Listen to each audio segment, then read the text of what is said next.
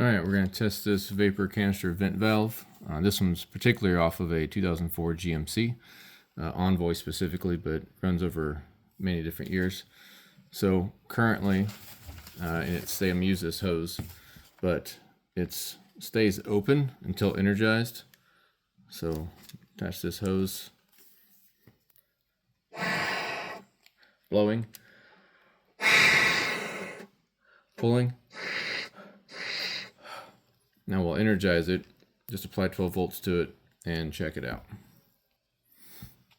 Alright, so I got my wires hooked up. It doesn't matter the polarization, whichever one you want, positive and negative. So I got my alligator clip and my terminal over here. I'm going to attach the ground and listen. You can hear that plunger going. So what I'm going to do is I'm going to blow on it and energize it.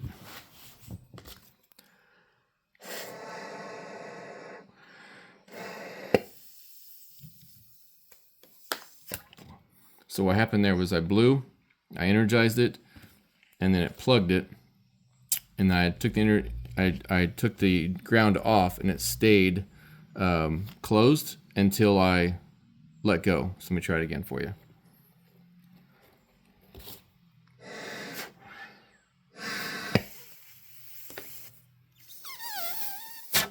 And now it's done.